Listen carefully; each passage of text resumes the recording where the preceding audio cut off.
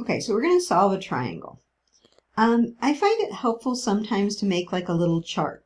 So my triangle is going to have an alpha, a beta, and a gamma. And it's also going to have those are the three angles. It's also going to have sides A, B, and C. Okay? Now, what do they tell us? They tell us alpha is 50 degrees, and they tell us gamma is 30 degrees. And they also tell us that the side A is 10. Okay, so remember this is going to be A over here. It's across from alpha.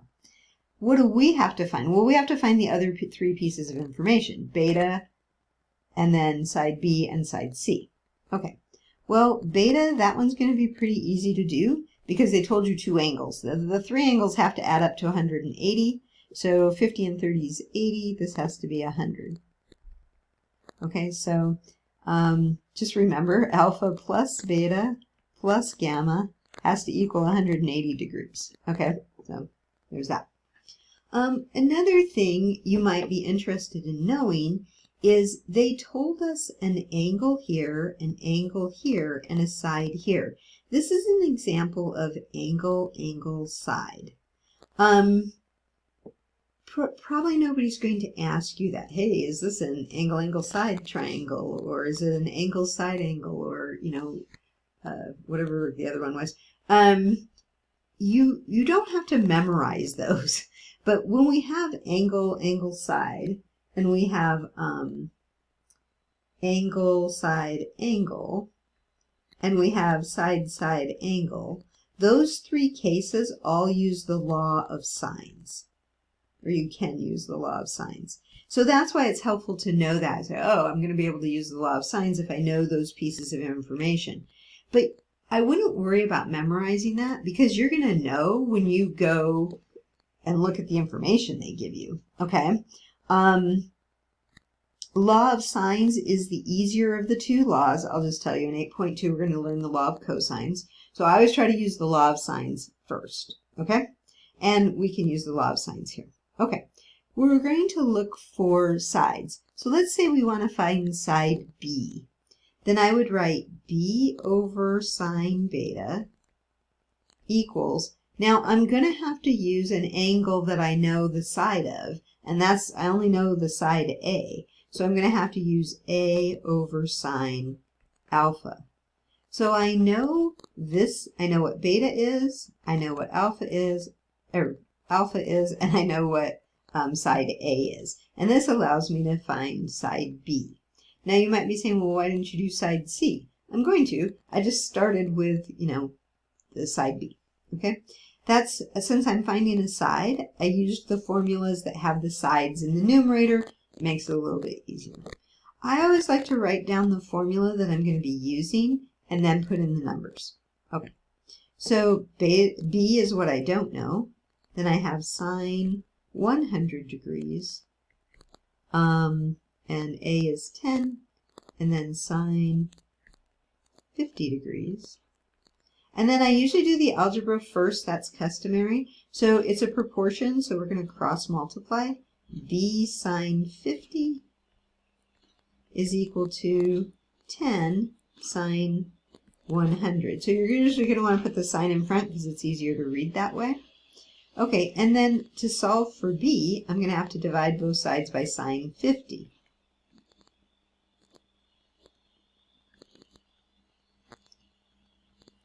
So B is equal to 10 sine 100 degrees over sine 50 degrees. Now, we pull out our calculator. So I like to do all the algebra and get that set and then go to my calculator.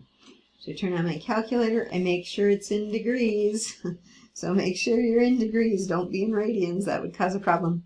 And then I'm going to put 10 sine, it opens a parenthesis, so I have 10 sine, it opens a parenthesis, I put the 100 in, I have to close that parenthesis off before I hit the division bar.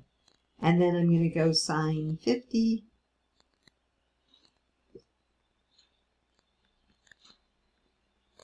and hit enter. And I get, it asks me to go to the nearest tenth.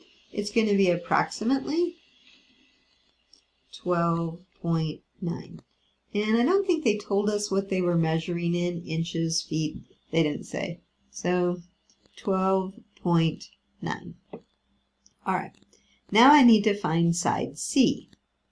The rule is don't use decimal. Oh, I should make that an approximation because that is approximately equal. We did round that off. And that kind of matters to us, so get in the habit of using the right notation, but B is approximately 12.9. We don't use approximations unless we have to.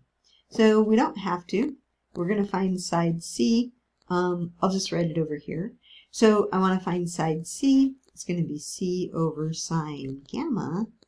And then I still am going to use A over sine alpha because I know that information. I don't use the beta one. You might be saying, well, why don't you use the beta one? Because I rounded off B, so that's why I'm not. So C is going to be equal, or C times sine alpha equals A sine gamma. And of course you can shorten up the algebra.